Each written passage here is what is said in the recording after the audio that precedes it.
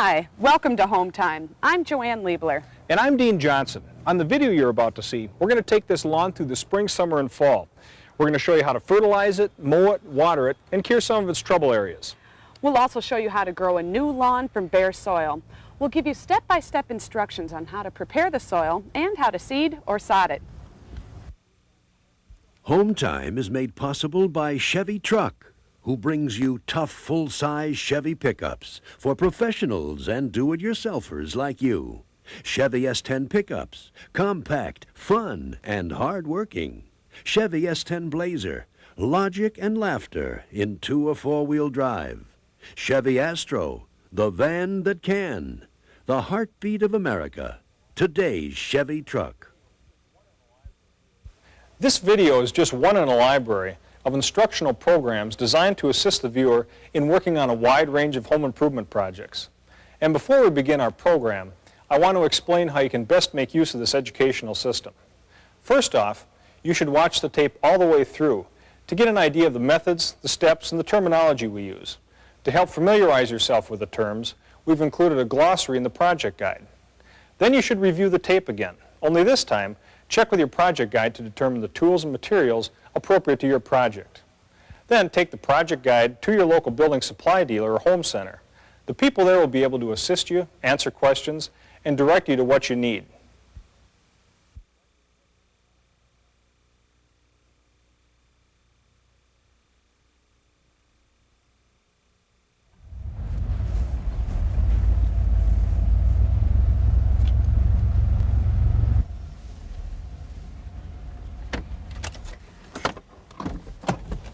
When winter's over, people are anxious to start working on their lawns.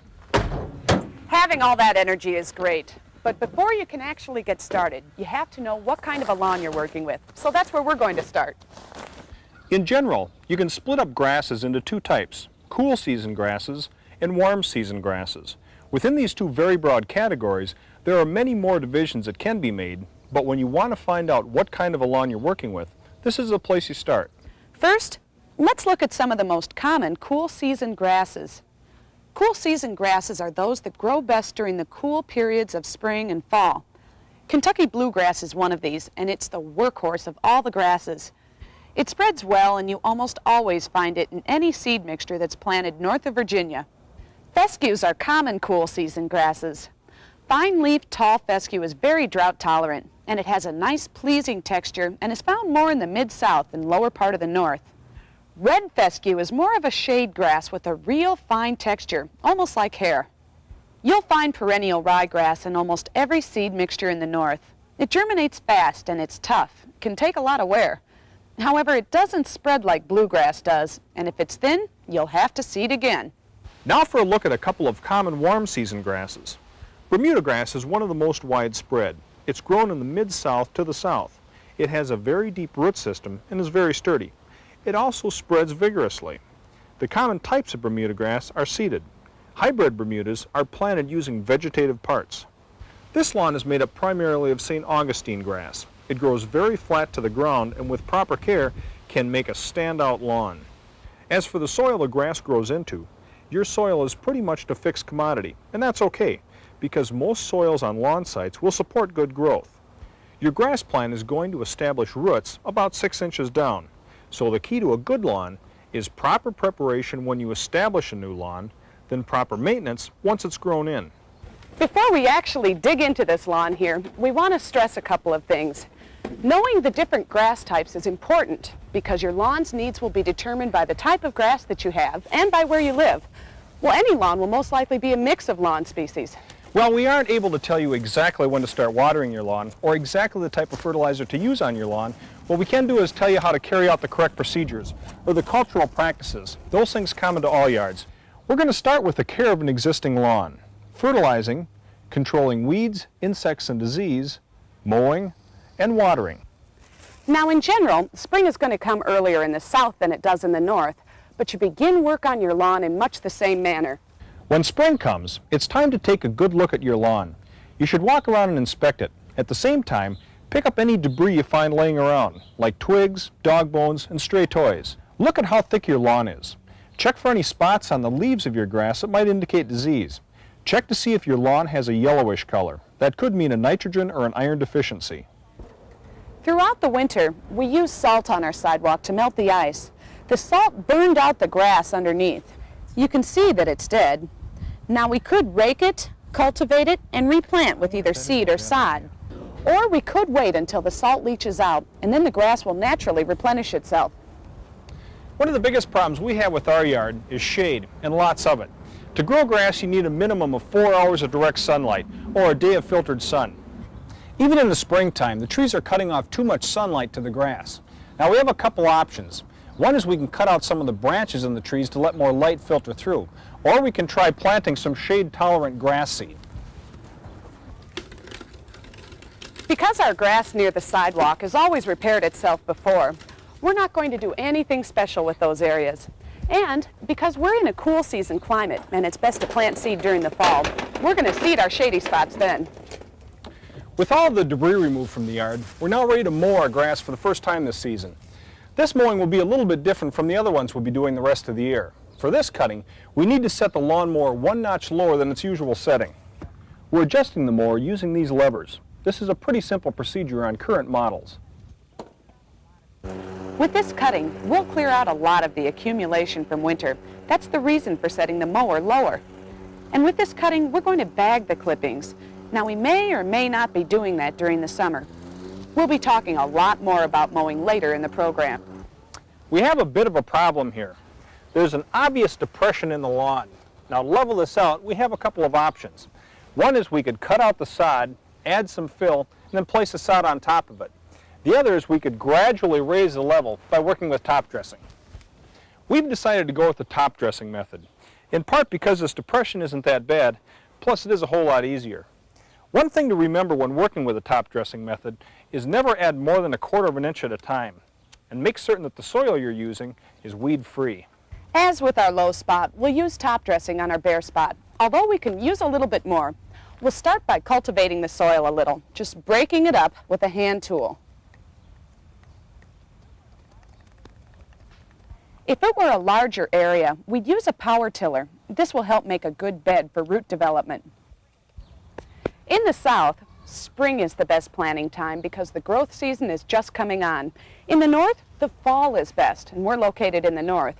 But we don't want to spend our whole summer staring at bare spots on our lawn, so we're going to go ahead and seed our spot anyway. Looking for this one? Yeah, go ahead.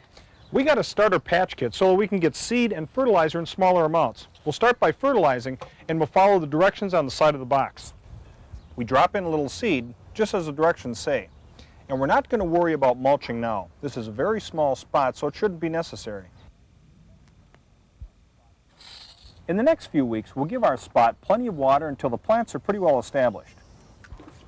Well, that's our first contact with the lawn so far this spring. I think we're ready to spread some fertilizer. Or we could knock off until tomorrow. The right planning and the right tools make any home project go easier. And so does a new full-size Chevy pickup, like the ones we've got here. A long wheelbase 2-wheel drive model and an extended cab with 4-wheel drive. These trucks look good, don't they? And they're tough. Base coat clear coat paint is used for a brilliant finish and is part of 7 layers of corrosion protection in critical areas. And underneath the aerodynamic styling is one of the heaviest frames ever made for a full-size Chevy pickup. Both of these big Chevys come with an 8-foot cargo box, so they can carry 4x8 sheets flat on the floor with the tailgate closed. Plus, you can insert supports here in the box sides for double-deck loading. The regular full-size Chevy cab has plenty of room for 3 people. If you want even more room, this extended cab model is the way to go. With available seating, there's all kinds of space in here for up to 6 people. You can also fold the available rear seat down or up for additional lockable storage space in back. This model also has 4-wheel drive, so InstaTrack is standard. InstaTrack lets you shift from freewheeling 2-wheel drive to 4-wheel drive high and back again at any speed. You don't have to slow down, stop, or back up. InstaTrack lets you stay in this comfortable cab and shift on the fly. You'll shift with hard-working, fuel-injected power, too. These big Chevys come with a 160 horsepower, 4.3-liter Vortec V6. Depending on the model, you can also get available V8s with up to 230 horsepower. On wet or icy roads, you'll like the standard rear-wheel anti-lock brake system, or ABS for short. It's designed to give smooth, stable stops. On a four-wheel drive model, ABS operates only when the truck's in two-wheel drive. Treat yourself to a test drive of a new full-size Chevy pickup. Two- or four-wheel drive, regular or extended cab. You'll see why today's Chevy truck is the heartbeat of America. Well, we're all set to start doing our fertilizing this morning. Now, a general rule of thumb on when to do the first application of fertilizer is after the first flush of spring growth. And of course, this varies in different parts of the country. Before you actually begin fertilizing, you may want to take a soil test. Most experts agree it's a good idea if your lawn was yellow last year or had any other obvious problems, and yet you felt as though you were doing a good job of maintaining the lawn. Most places will accept a soil sample in a home container. They need between a half pint and a pint. You should take about a dozen samples from various parts of your lawn and shake the dirt off. Check with the county agriculture office about the proper procedures in your area. Most often, they can mail you a soil testing kit that you can mail right back to them. There's usually a small fee for this service. Now, you could have a soil test done if you're just plain curious or a real lawn hobbyist, and most experts say you should have a soil test done if you're starting a new lawn. We thought since we've had a pretty healthy yard in the past, we wouldn't need a soil test. Had we had a soil test done, it'd probably tell us something about how to fertilize. Instead, we'll be using a fertilizer program available at a local supplier that'll control pests and feed the lawn. In the spring, we want to add a complete fertilizer, one with all three primary elements. The first element listed is always nitrogen. The second element is always phosphorus. The third element is always potassium, usually called by its carrier, which is potash. The nitrogen is primarily for color and density. It helps the plant grow thick. The phosphorus enhances root growth and seedling development, and the potash is good for the general health and vigor of the plant. In the spring, a grass needs all three of these elements to grow, kind of a balanced diet for the grass plant. Most important with your fertilizer is knowing the type of grass you have. Check with your local supplier of garden products to see what's correct for your region, and read any warning labels on the fertilizer bag. Some fertilizers come mixed with insecticides and herbicides that could harm your grass, and that'll be on the label. The label will also tell you how much fertilizer you should apply to your lawn. Because the needs of lawns vary greatly from region to region across the country, manufacturers formulate their fertilizers differently. Even though the outside of the package may look the same across the country, inside the fertilizer is formulated specifically for the area of the country in which it's sold. There's a right way and a wrong way to spread dry fertilizer. Some people still swear by the old hand method, just taking a handful and tossing it right out there. But as you can guess, there's a problem with even distribution, and you really shouldn't be touching some fertilizers that have insecticides or herbicides in them.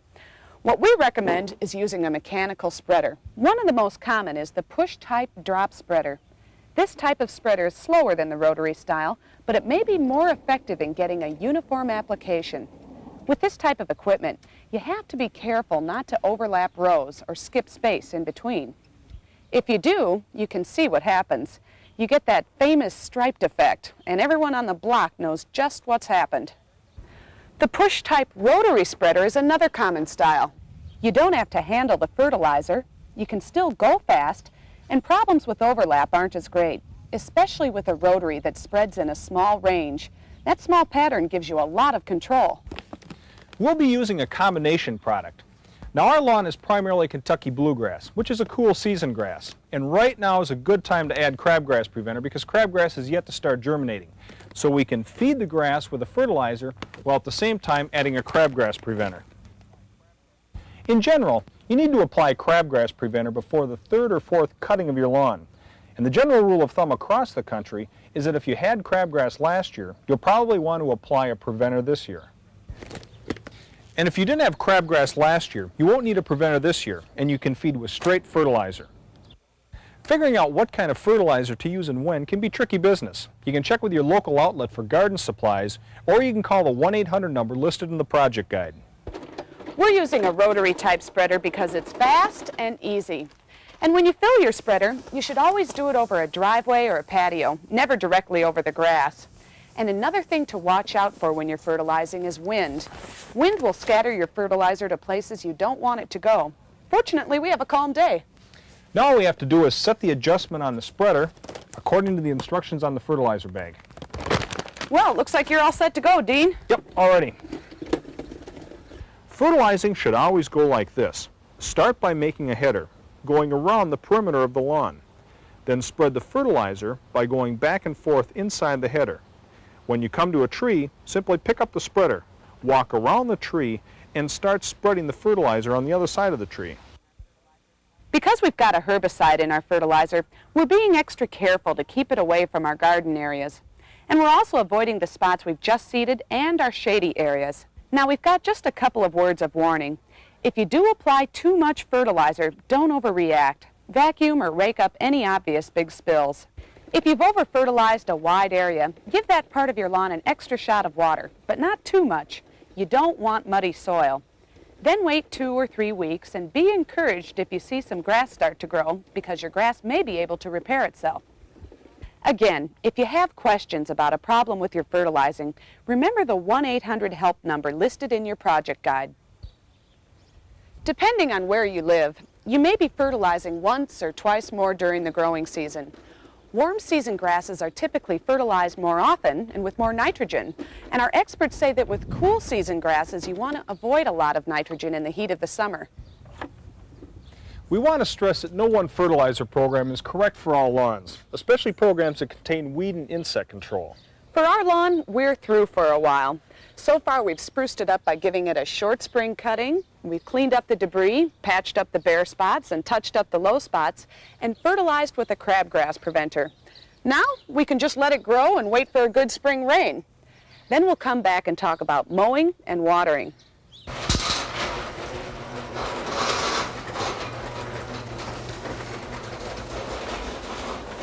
Remember that spring rain we were hoping for? Well, we didn't get it.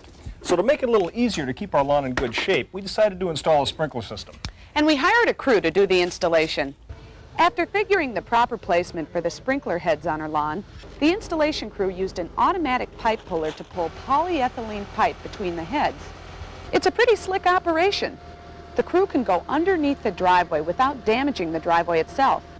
The whole installation process, from planning the sprinkling pattern to connecting the automatic timer, took less than a day. If you're interested in installing an automatic irrigation system yourself, check out our home time tape on sprinkler systems. Since it's been about 4 weeks since we last fertilized, we're ready to feed the lawn again. Typically, this application takes place in late spring. We're going to fertilize to keep the lawn green, but also to try to control some weeds that have started to rear their ugly heads. Okay, you're all set here. Unlike crabgrass, you really can't prevent broadleaf weeds. You have to try to kill them once they've appeared. Here are 3 of the most common types: dandelions, clover, and creeping Charlie. Their leaves are broader than a grass plant, hence the name, broadleaf weeds.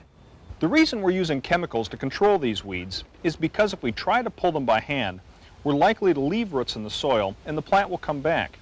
Just a 1/4 inch of a dandelion root left in the lawn is enough for the plant to return. The combination fertilizer and weed killer we're using shouldn't be watered in, so we must wait 24 hours before we sprinkle. In keeping with our fertilizing program, we'll be fertilizing next toward the end of summer. For now, we'll let the lawn get some water using our new irrigation system. Once the lawn's had a chance to grow, we'll come back and discuss proper watering and mowing techniques. Now it's late summer, and we can talk about 2 more of the basics of lawn care: cutting the lawn and watering it. Because we don't want to cut the lawn while it's still wet, we'll show you mowing first.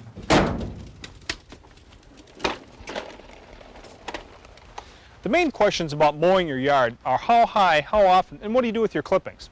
Of course, all these answers will vary on your type of lawn. First of all, make sure you have a sharp blade. If the blade is dull, it'll tear and bruise the leaf end of the grass plant. Then your lawn will get a whitish cast to it, and in a couple of days will look sort of brown. Now the question of how high to cut the grass. This, of course, varies with the type of grass you have. But for all grasses, the ideal is to never remove more than 1/3 of the leaf surface in any one cutting. Take a look at this grass plant before mowing. Now take a look at this one after mowing. There is still plenty of green leaves on top of the stem. Even this one, cut lower, is okay. There's still lots of green leaves and the plant will survive. But this grass plant is doomed. There are no leaves left, no chlorophyll, and so no new growth. If your mower is cutting this low, raise it up 1/2 inch. This summer, we've been keeping our Kentucky bluegrass at about 2.5 inches. Once we watered it properly, we got pretty good growth and found the cutting schedule to be about once a week, which is a pretty typical schedule for the growth season. Now about actually doing the cutting. The big question is, does a pattern make a difference? And the answer is, it might. The pattern of your cutting only makes a difference if the wheels of your mower compact the soil to make tracks. If that's happening, you should alternate the pattern each time you mow in order to avoid marks in your lawn. Otherwise, it's just a matter of personal preference.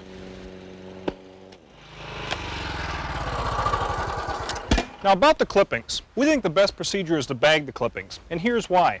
If you let them lay on the lawn, especially if they're wet and matted, they can smother the grass. It's true that grass clippings will add nutrients to your lawn, but it'll take months for the grass to break down. In the meantime, you could be contributing to a thatch problem. Thatch is a layer of dead material between the grass blades and the soil, but we'll be getting into this more later on. And remember, we're on a fertilizing program that should be properly feeding the yard, so we really shouldn't need any extra nutrients. Well, now that Dean's done with the mowing, we can pass on a few tips about watering. Our underground sprinkler system has made watering a breeze. And throughout the summer, we've been careful to check and make sure that the heads aren't clogged. But whether you have an underground system or a portable sprinkler, there's an easy test that will tell you how much water is penetrating into the ground. You take 4 straight-sided pans or cans and just lay them out in a straight line from the sprinkler. Let the sprinkler go for about a half hour. Then check the pan to see how much water you've got.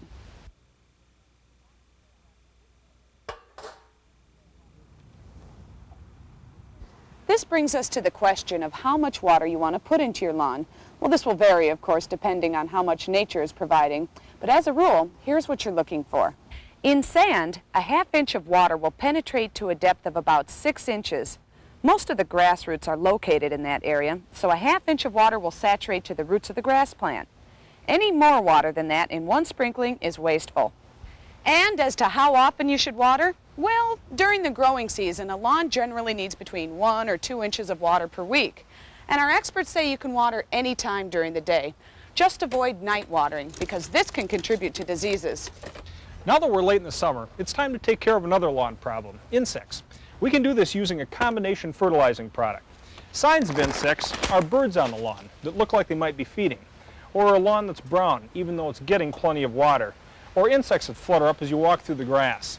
3 of the most common insects are grubs, sod webworms, and chinch bugs. One application of our insect control will take care of all 3 of these, as well as other insects that are trouble for our lawn. If you've got questions about an insect problem in your lawn, call the Scott's toll-free number and ask them. They'll be glad to help you. There's one more thing that we're going to fix right now that's the remnant of a neighborhood visitor. The neighborhood dog has left her mark. First, rake out the dead grass. Then rake in a little lime. Loosen up the soil to work in the lime. And flush it well with water. You should flush with water over a couple of days. Then rake the spot up again, and you're ready to seed it or put a piece of sod down. We're taking a piece of sod from a less conspicuous part of the yard, and this should fill in nicely. Well, Jojo, that looks pretty good. Yeah, well, pretty soon the whole lawn is going to look great. Yeah. That's because it's going to be fall, and then we can do our seeding. And we'll be back in a few weeks to do that. We're now at the prime seeding time for our part of the country, so it's a good time to hit all the bare spots. We have moderate temperatures, and the ground is still warm from the summertime, so we want to seed before all the leaves start falling and smother the grass. We also want to give the grass plenty of time to establish itself before the ground freezes. The first thing we're going to do is break up the soil a little, just the top inch or so. Then we're going to spread some starter fertilizer. We could use a spreader on this, but since we're working on such a small patch, we're just going to shake it right out of the box. Then we toss some of our shady grass mixture onto the areas that we want to seed. Again, we're not going to use a spreader here, although it might not be a bad idea. We're just going to do it by hand and try to keep the seed pretty evenly spread. A good guideline for how much seed you want on the ground is about 16 grains per square inch. Next, we rake in the seed to make sure it's mixed in with the soil. We just mix up the top 1/4 inch of soil with the seed. The next thing we'll do is make certain that the seed is pressed firmly in the soil. On a larger area, we could roll it, but on a patch this small, we'll do what's called footing it. We press the seed into the soil with our feet, watching out that we don't have any obvious ridges or depressions. If we've done this right, we won't be able to see our footprints when we're all through. All right, all that's left for us to do is water the seed properly. You want to keep the top 1/4 inch of soil moist until the seeds germinate. And with this shady grass mixture, that should happen in a couple of weeks. Within a few weeks, we're getting good cover. We're still having moderate temperatures, in the 60s and 70s, and don't have to worry about frost yet. It looks like the plants will be well rooted when it starts to get cold. So the new grass is doing well, but we will avoid our new grass areas when we do our next big job, aerating. Fall is a beautiful time of year in our part of the country, and it's also one of the most important times to do work on your lawn. So Dean's picked up an aerator from a rental company. We're going to pump some new life into this lawn. Aerating will improve the resilience of your lawn. We'll be breaking up compacted soil, and we'll also be helping to get rid of thatch. Okay, let's pull it back out. You got a hold there? Yep. Thatch is that layer of material between the soil and the grass blades. It's made up of dead plant matter that hasn't decomposed. A 1/2 inch or so is good, but when you start to get 3/4 to an inch of it, your lawn will start to suffer. You should aerate your lawn if you have a compaction problem, or if the thatch is too thick, or if you just want a good healthy lawn about every 2 to 3 years. The aerator we've rented pulls out little plugs from the soil and leaves them on the lawn. There are different machines you can rent for this job. It's okay to leave the plugs on the lawn. That's what we're doing. As for when to do this procedure, here are a couple of tips. You shouldn't aerate when your grass is too wet or too dry. If you've had particularly dry weather, water your lawn a couple of days before you want to aerate it. Across the country, the fall is generally a good time to aerate, but you can also do this in the spring.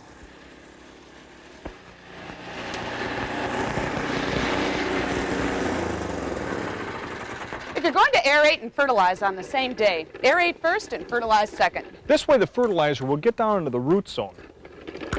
That's especially important for the phosphorus and potash. This fall application should be a complete fertilizer, one with all 3 primary elements.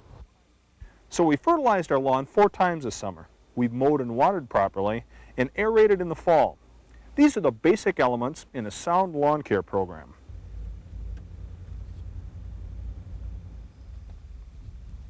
Some park right about here. Yeah, that's good. On the next part of the program, we'll start from the ground up. We'll be establishing a new lawn with bare soil and seed. We'll transform this lot from tons of topsoil to a beautiful lush lawn in just a matter of months. Our lot has a few problems that are common to many new homes. Let's start by taking a look at the front yard.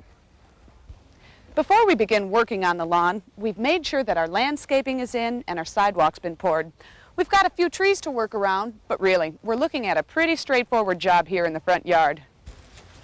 Our lot goes a ways back along this boulevard. It was planted with a nurse crop of cereal rye for cover. Between the boulevard and the back of the house, we have kind of an island of natural growth. And we've decided to leave it like that and just add a few native wildflowers. This whole area used to be forest, and we want to leave as much as possible intact.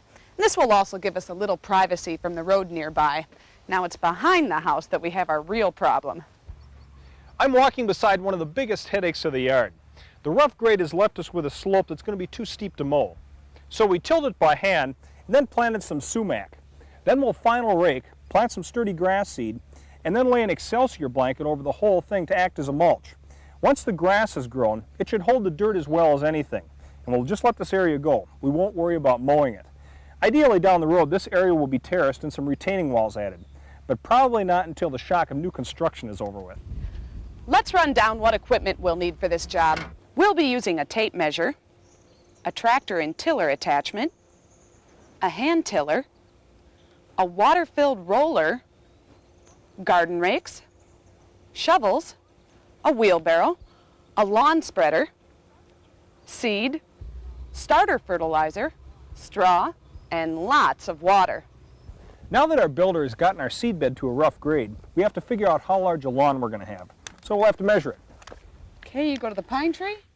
This is basically a common sense issue. We've just got to go around, measure whatever rectangles we can find, and remember some simple geometry to get the total square footage. All right. 52 feet. 52? When you measure, don't worry about a couple of feet here and there. You don't have to be that precise. And keep these figures once you've done them, because you'll probably need them in years to come, and you won't want to measure your yard again. Once you've added up all your figures, you might want to round off your lawn in 1,000 square foot units.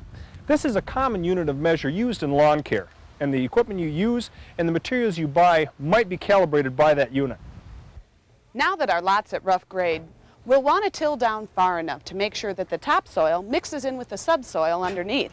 All the heavy machinery that's been moving around on the soil has compacted it pretty well, and if we don't till it up, we could end up with a barrier between the topsoil and the subsoil. And if we have a barrier, water may not move well between the soils, and our grass roots may not penetrate the subsoil very well. We're going to use a tractor with a tiller attachment that will make sure that we get down at least 4 to 6 inches. That should get us down to the subsoil.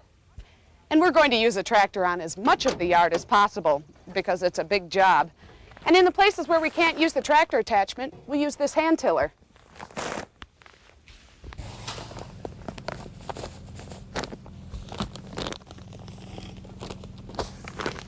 Before Dean does the tilling, I'm going to spread some starter fertilizer. Our experts recommend this in order to get 2 of the fertilizer's elements, potash and phosphorus, deep into the ground about 6 inches. The nitrogen should be dilute enough so that it won't hurt anything. I've set the spreader according to the directions on the bag. I'm using a rotary spreader because it's very fast and easy.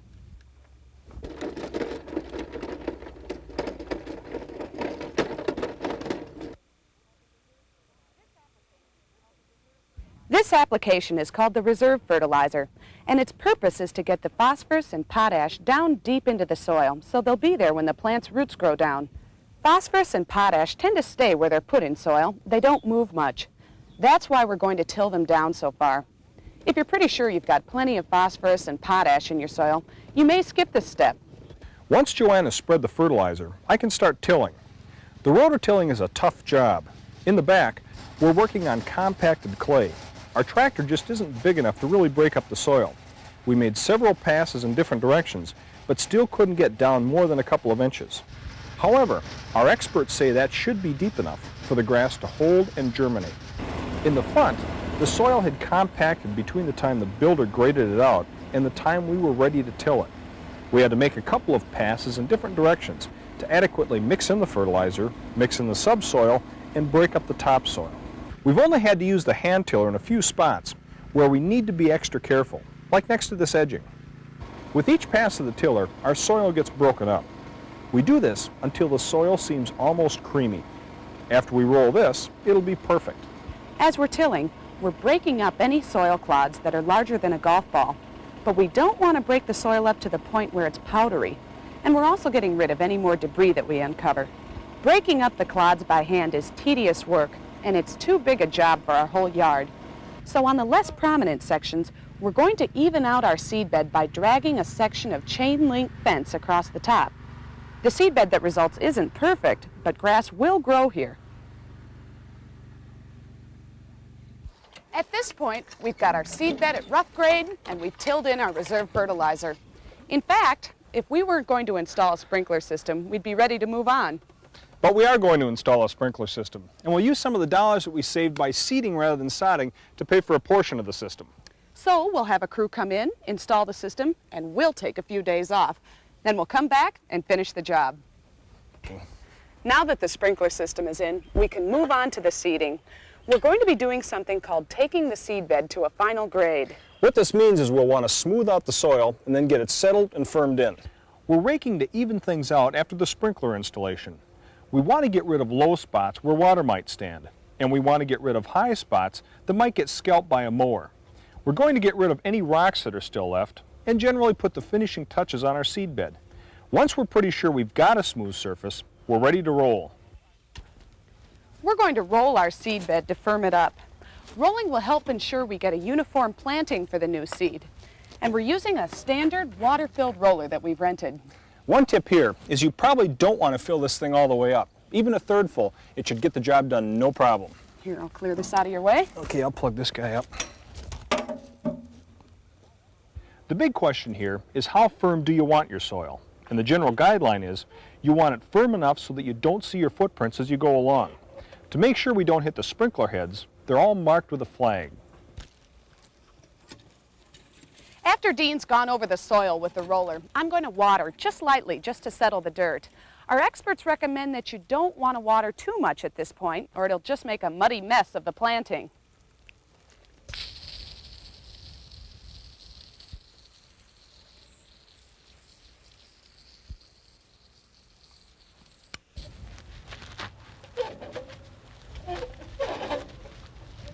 With our seed bed rolled and settled, we're ready for planting.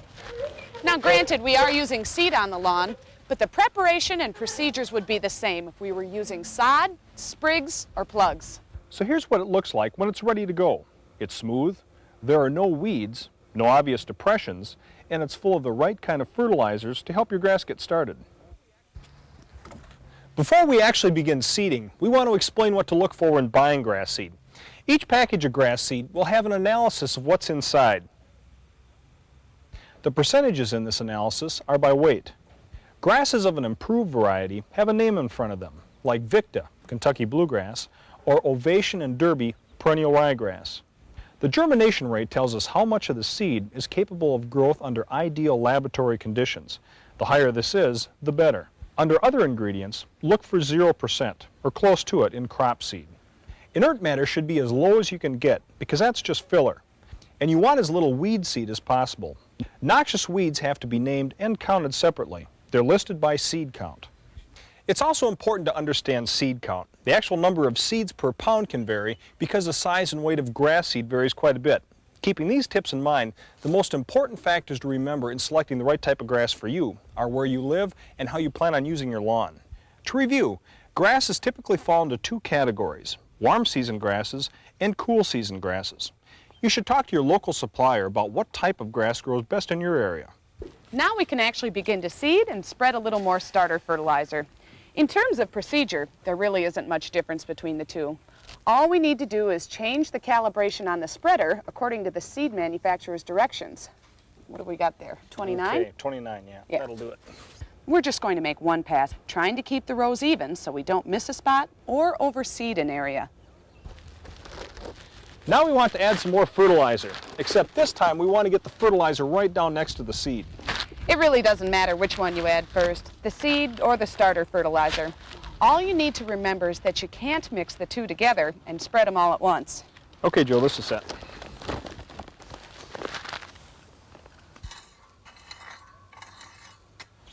The next thing we need to do is to give the seed a little cover. To do this, we'll rake the ground very lightly. Another method to cover seed is to drag a piece of carpet across the seed bed. And I'm going to do this in certain parts of the yard to save time. Now the trick here is to handle the rake very gently. Just float it across the top of the soil. You don't want to move the seed around too much. Just cover it lightly with the soil. The rake marks will leave slight depressions where water can stand. The purpose of this is to mix the seed in with the soil. We're trying to keep the seed within a 1/4 inch from the top. Any further down, and you could risk slowing down germination or preventing it altogether.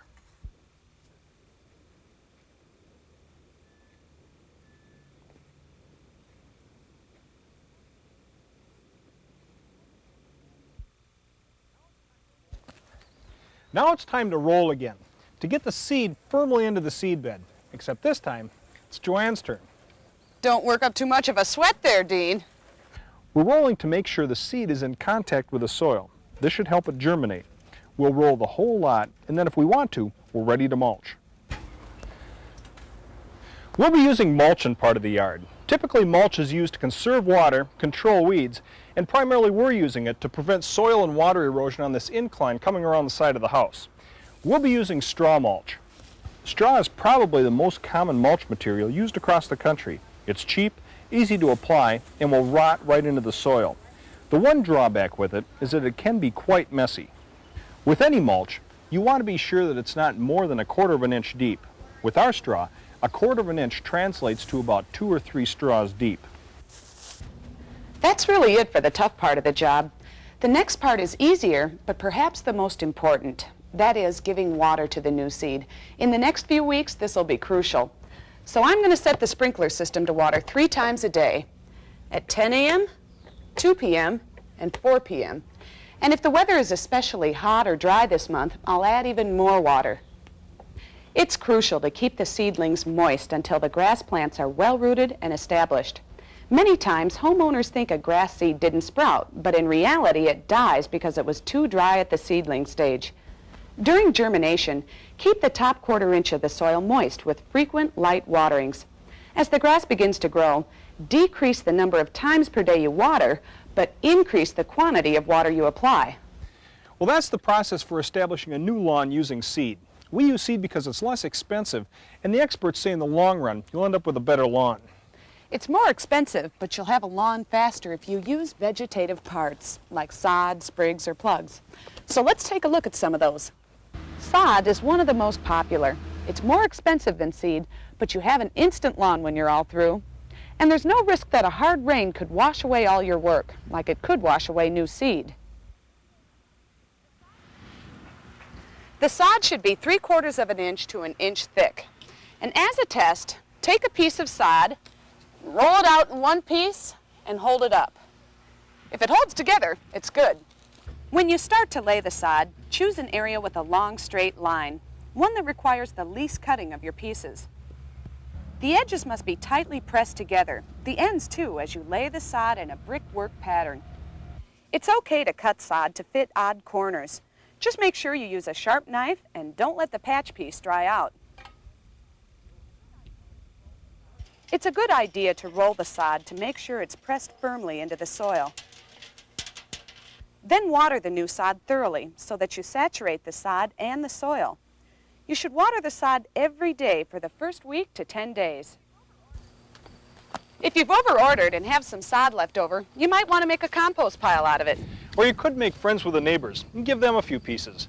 There aren't many lawns that couldn't use a patch job here and there. That's true. You got this one? I got this one. Okay. Now about plugs. You can cut sod into plugs, or you can buy plugs to start your new lawn. Our experts suggest a 2-inch plug is best. Plugs are used most commonly for hybrid Bermudas, zoysia, or St. Augustine grasses.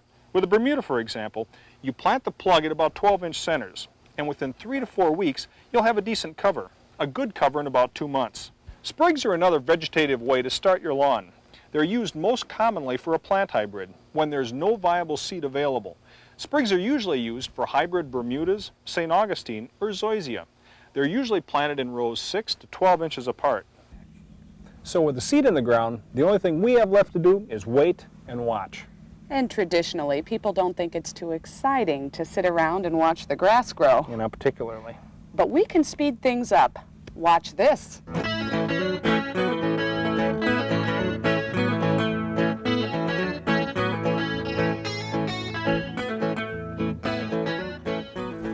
Now we're 4 weeks in, and we know firsthand something our experts have been telling us, that growing a new lawn isn't an exact science. In fact, you have to adapt as you go along.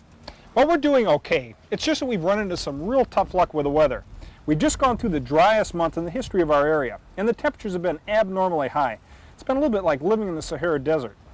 Most of our trouble is in the front yard. There are parts of the lawn that look brown because of dead grass. You can see that the grass here is germinated, grown a little bit, and then died. We'll add a little seed to these spots to fill them in. We've also got quite a few weeds in the front. These probably came from weed seeds that were in the topsoil we used to bring our lot up to grade. We're at the point where we can mow for the first time, and we'll accomplish a couple of different things with this cutting. First, it's actually necessary to cut the new grass.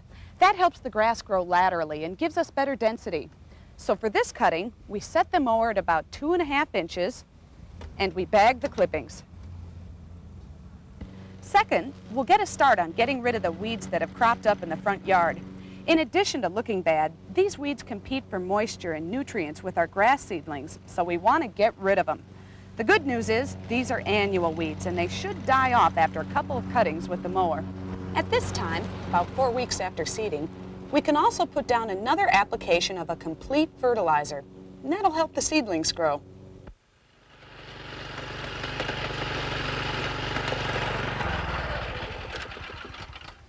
Here along the boulevard, we can see a few more of the things we've done right and wrong. We've got some pretty good growth here, and that makes us glad because this was not the greatest seed bed. That's one of the things we did right. What we did wrong is pretty obvious. At times, we switched and used a drop spreader here, and we just didn't apply the seed and fertilizer evenly. And that's why we have this striping effect. And look at this. We've got a large tuft of grass here, really too much grass. What probably happened is we stopped the spreader here to refill it. Some grass seed spilled out, and then when we moved on, we missed a spot. Now when I'm done mowing here, we're going to reseed some of these bare spots and some of the bare spots in the front yard. And we're also going to throw down some more mulch in hopes of retaining moisture in this hot, dry weather.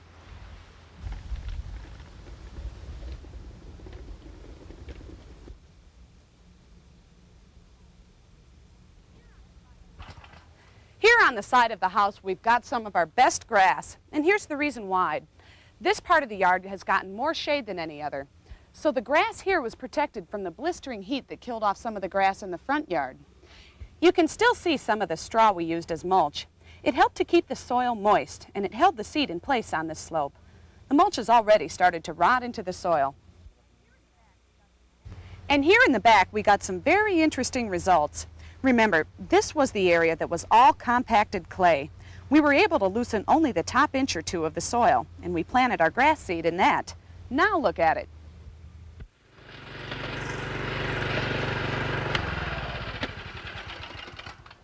The grass here is quite even, and it's pretty dense. And what's most interesting is that there aren't many weeds. Now, the weeds in the front yard came from the topsoil, but we didn't use any topsoil back here, so we're relatively weed-free. That does it for the first cutting of our new lawn. Pretty soon the grass will start to fill in. We've also cut way down on our watering since the initial germination period. Now we're watering once or twice a day, about a half hour at a time. The lawn should really start taking shape over the next few weeks, so let's watch that happen.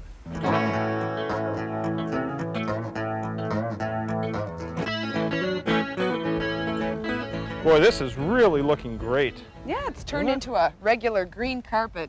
As you can see, the lawn is really filling in. We got lucky and finally got some cooler temperatures. Well, let's just take a look at what we've got. Here in the front, our bare spots have pretty much filled in. And there's something else worth noting. What's that? The weeds, or should I say the lack of them. Yeah, that's true. In the beginning, we had a real problem with weeds, but through proper mowing procedures, we've been able to stay ahead of the problem. We haven't been able to get rid of them all, but we'll treat the weed problem chemically next year. And that's pretty common practice for a new seed lawn. Now let's go to my favorite part of the lawn, the boulevard. This long stretch here is filled in beautifully. Our fix-up job worked just as we had hoped it would. Mulching the areas we reseeded was a good idea. The seed stayed in place, and now we've got good even growth. Now let's go to my favorite part of the yard, the back of the house. Okay. So this is looking pretty good. Yeah, it is. It's coming in really well. This is an area of the yard we were most nervous about when we started. Now it's turned out to be one of the most beautiful parts of the lawn. Even with just about an inch of loose clay to grow in, the grass has taken hold and filled in. The grass along this slope is also doing well. This was another really nerve-wracking area, a real steep slope that we had to hold in place. Remember that we had to till this up by hand, so there were plenty of big clods of soil. We used a real sturdy grass. The grass here is taken well, and the sumac that we planted is also flourishing. We like this untampered look. It fits in real well with a rugged backyard, and the sumac should be really beautiful in the fall. Well, we've just been through probably one of the worst summers for growing grass in about 50 years, and done it successfully. Now all that's left to do is a little bit of maintenance, a little bit of mowing, a little bit of fertilizing, a little bit of watering. Well, as we said earlier, growing a lawn from seed isn't an exact science. You have to adapt to situations as they crop up. But eventually, you can end up with a beautiful and sturdy lawn. Well, there's something kind of satisfying about growing a new lawn from seed. Well, yeah, it's kind of like nurturing a garden. You find yourself almost rooting for each little grass plant to grow. Hey, get it? Rooting for the grass plant to grow. Oh, It's pretty Joanne, good, that's terrible. No. See you next time on Home Time. What do you mean it's terrible? Come on, That's let's good. go before you Puns are embarrass great. yourself. Let's go. Home Time is made possible by Chevy Truck, who brings you tough, full-size Chevy pickups for professionals and do-it-yourselfers like you. Chevy S10 pickups, compact, fun, and hard-working. Chevy S10 Blazer, logic and laughter in 2- or 4-wheel drive. Chevy Astro, the van that can. The heartbeat of America. Today's Chevy Truck. Before you start a major home project on your own, getting a tough new Chevy truck to help out is a smart thing to do. The best way to check out the model that interests you is to take a test drive at your local Chevy dealer. And here's a tip on how to buy your new Chevy truck and get the options you want, while saving some money too. Ask your dealer about preferred equipment groups of options. There's special packages of options most truck buyers want, and usually order individually. Options that can include popular items such as air conditioning and automatic transmission. When you buy them as part of a preferred equipment group, you can save a lot. You'll get them at savings based on manufacturer's suggested retail prices compared to the same options purchased separately. It's more economical for Chevy to offer you options as a package or group. Chevy saves and passes the savings on to you. You'll enjoy the options while you own your Chevy truck, and they can add to its resale or trade-in value. So any way you look at it, preferred equipment groups of options are a good idea, and they're available on all new Chevy full-size pickups, S10 pickups, and S10 Blazers. Your Chevy dealer has all the latest details. Preferred equipment groups of options are another money-saving idea from today's Chevy truck, the heartbeat of America.